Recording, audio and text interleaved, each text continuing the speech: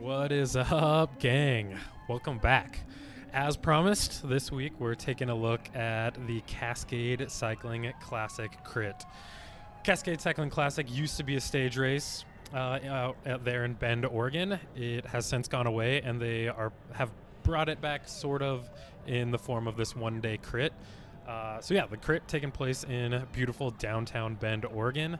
It was a super fun course, actually. It is pretty wide open. It's not narrow, but it's quite technical. As you can see, it's a 1, 2, 3, 4, 5, 6, 7 corner course. With that chicane in there, we'll call it a 6.5 corner course. But yeah, it was great. It was like the perfect August night here in Bend. It being downtown, you have a bunch of people just sort of stumbling upon the race. And I did what I tend to do, which is attack off the start line of the race. I looked back after lap 2 or corner 2 and already had a gap, so I just decided to send it. Again, normally that would be a great idea. In this particular case, I was coming into this race basically off the couch. I had just taken 2 weeks off and was like very, very gently getting back into riding my bike after our big road season. So I was here in Bend, Oregon, out of shape, doing threshold efforts for the first 5 minutes of the race. It's a thing I love to do, but like I said, in this day was a terrible, terrible move. Luckily, I was off the front solo for about 3 laps, and then look who it is, Kaylor Marshall. He is a legend, classic in the USA road cycling world, multi-time KOM jersey winner from Redlands, and a dude who is really good at finding the breakaway. So typically I'd be very excited to see Kaylor come up to me, bridge up to me, and know that we should be able to roll it. But again, on this day, he caught up to me, and I was on his wheel just thinking like, dude, this is not helping. I am still just going way too hard, and I'm not getting any sort of a break behind this man. So I knew pretty much at this moment, just half a lap after he caught me, that I was doomed. So we're going to jump ahead 1 lap. I look to my right, and Kaylor comes flying up the inside, and I'm like, oh, that can't be good. And as you can see, I don't even attempt to go with him. I just knew I didn't have it in me. And I look back, and it's not the entire race is with us. It was sort of splintering back there. We would have these 1s and 2s that were catching us, Tyler Williams being one of them. And yeah, I try to accelerate. I know if I could just get on the wheel, but I'm just not doing it. I'm just sitting here dangling.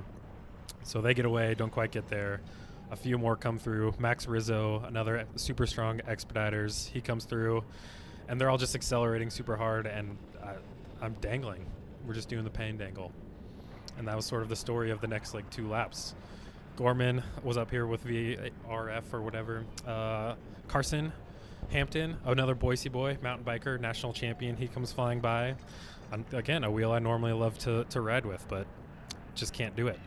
So here we're letting the rest of the race finally catches up, and I'm just trying to find my spot in the line, but they keep flowing through. What can you do? Suffer, basically. And then this guy tries to crash us all out. I politely ask him to just take it easy for a minute. I thought the race was going to go away. It didn't. We did eventually all come back together, but this was the beginning of the end for me, really. I'm trying to work my way up. Carson shuts the door on me there. That pushes me back another 3, 4, 5 wheels. And so at this point, I'm in the middle of the pack when disaster strikes. Man crashes on this real tight hairpin turn. When we're all lined out, they're riding super hard on the front, and now there are gaps, which normally this is a thing that happens in crits. I'm used to it, but again, on this day, coming off the couch, I don't want to use those bullets to be chasing back to the group when I could be using them to attack.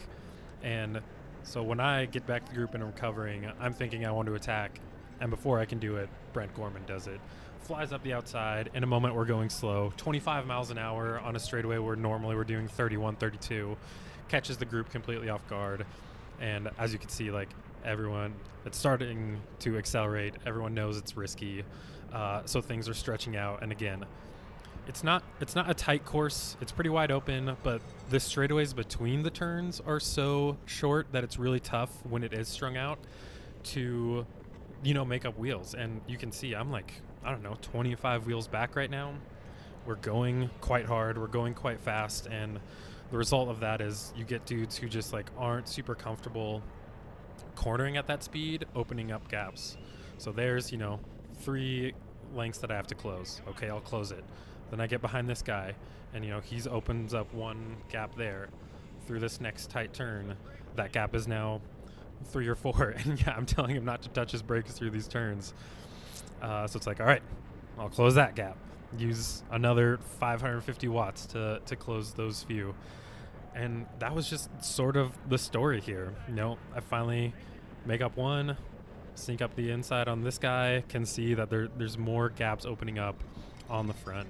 But at the same time, I'm not super concerned. Everybody seems pretty on top of it. Like, we're going hard. Things are getting strung out, but for the most part, people are closing it down. So I'm just trying to take my time, move up one wheel here, one wheel there. If I have to close gaps, I'll do it. But at this moment, I'm thinking that the race will still stay together. However, as you can see, more gaps. That's not the case. There is now a group of, I think that's 4 or 5 guys that have, again, at this point, it's a small gap, but they are committed to it. They want a break to go. The race has been really hard. We're 15, 20 minutes in right now. The race has been hard and attacking the entire time, and they're determined to make, basically to get the split, to get off the front. So you can see 5 guys, a couple seconds, 2.5, maybe 3 seconds back to our group.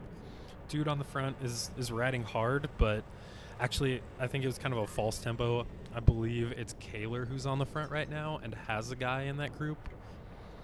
But then, this POA guy was on the front and not closing the gap, so Taylor, my teammate, jumps hard to try and close it. This is suffering for me because, again, I've been like having to close these gaps, so I'm already kind of on the limit when he goes and we do this acceleration. But I mean, he was doing what he had to do. So here we are chasing this kid. I think he's a junior, maybe a Cat 1, maybe a Cat 2. You can just tell that he's kind of struggling to put the power down on these flat, fast, straight sections. And yeah, now you can see what was at one point a 2.5, 3 second gap has ballooned out to closer to 5 seconds, I want to say, and they're committed. They're riding super hard. So I come to the front. I think we still have a chance to get there, but again, I'm hurting. I know I can ride hard, but I'm hurting. So the Swift kid, another junior, super strong for a junior, but just does not have the gas to go up against, Gorman and Tyler and, some legit crit racers. And again, because of the short straightaways, I stay behind him for just 1 or 2 more straightaways than I should. And by the time I finally come around to try and chase, the gap to this group of 5 is out to I don't know, man, over 10 seconds at this point. And credit where credit is due. I tried. I put in a big effort, at least a big effort for at the time. And I put my head down. I was trying to get aero. I was willing to ride hard for everybody to try and hold steady. But, I also, much like that last junior kid, did not have the power on the straights. And I was riding hard, but not hard enough. And this group comes by me. And I think they actually got there because that was Kaler that was sitting second wheeled, and I know he ended up lapping the field. And no one wants to go with him. No one's coming around me, even though I'm not really going as fast as I should be going. So I just, accept my fate, sit here on the front, ride hard, and just sort of watch them ride off into the distance. What can you do? Yep. So Taylor comes by a moment later, checking in with me a little bit, and I inform him that I just have nothing to do. And that was kind of the story.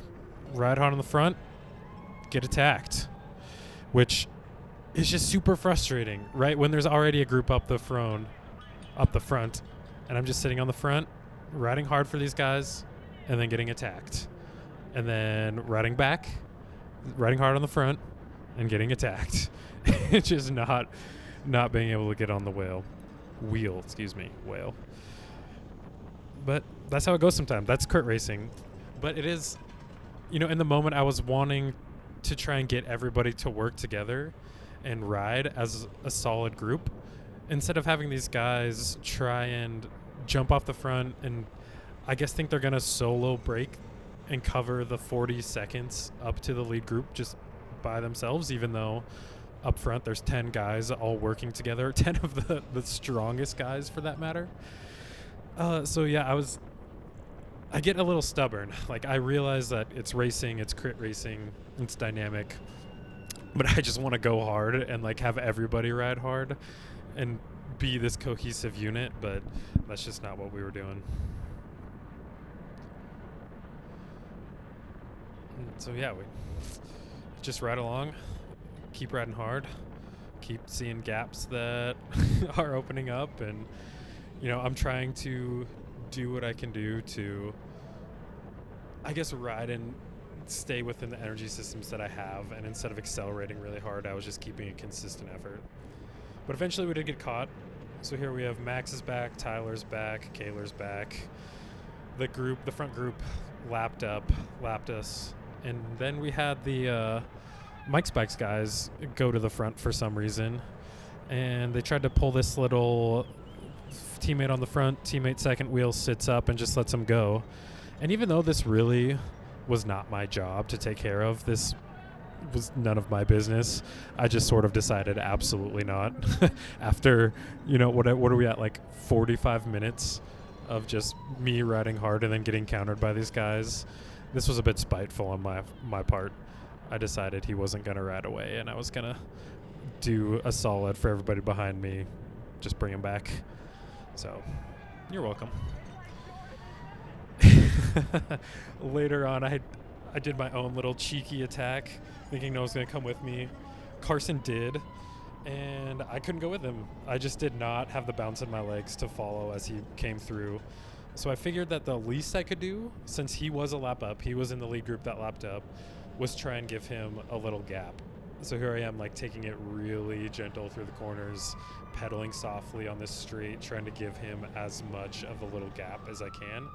But, Kaler's wise to it. He's a pro. He goes through. Everybody else followed. It was with shot. So here we go. This is the end. As you can see, it is now nighttime.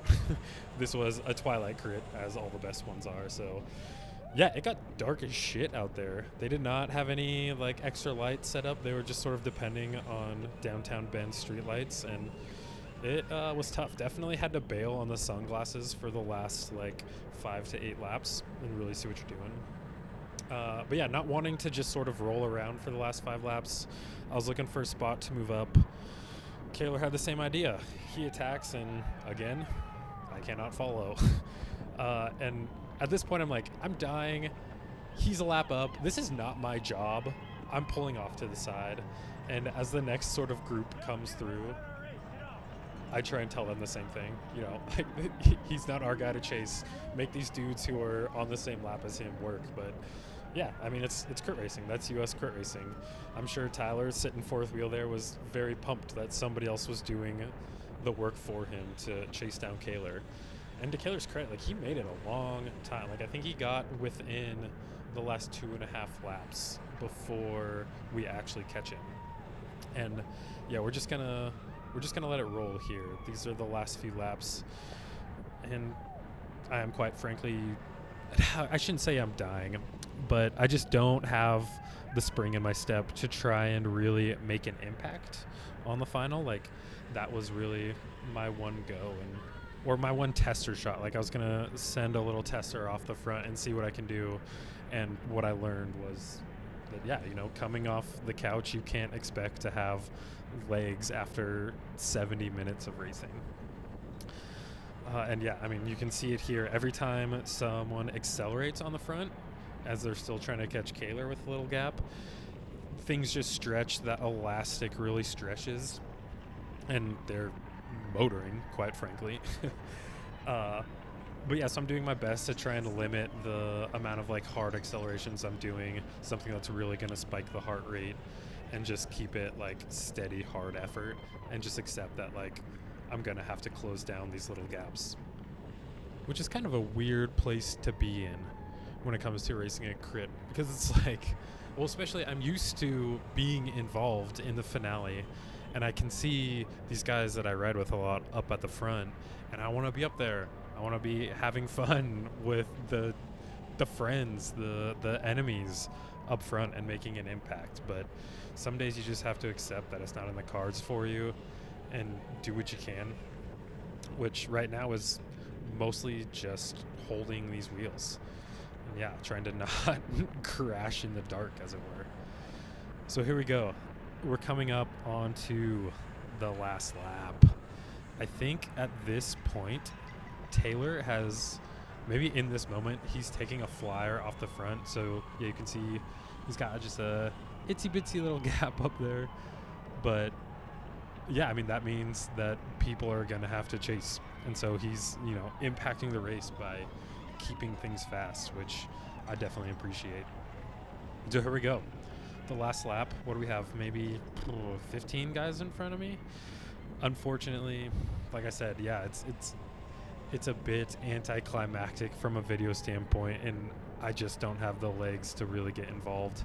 So I'm from back here just interested in what's going on, trying to see, are we going to get to Taylor? Like, who's going to be able to take this one home? So yeah, the last lap. It was super fast. And here we go. Super dark on the backside. We really can't see anything that's going on. Even in the race, I couldn't see anything. Penultimate corner, stand up to go and give it a little sprint, hit 1,000 watts, and the legs are just like, no, sorry, man. This is all we got for you tonight. This is all you can hope for.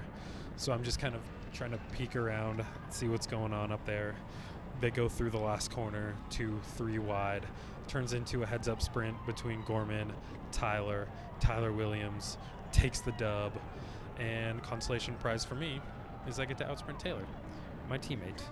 And at the end of the day, we ended up finishing 21st and 22nd, which is a bummer because they paid 20 deep. Here you go. 29 mile an hour average speed on a course with 6.5 corners, 36 miles, hour 15, normalized power of 364. So it's like not as high of an average power, normalized power as a race like Joe Martin was. But again, dude, after 2 weeks off the couch, that shit hurts. But yeah, you know, at the time I had kind of sworn off crits and never wanted to race another one again. But sitting here watching this and being in better shape right now, I would definitely do another crit. So I hope you enjoyed. And if you're interested in seeing that next crit, go ahead and subscribe. And we'll see you next time. Good luck out there.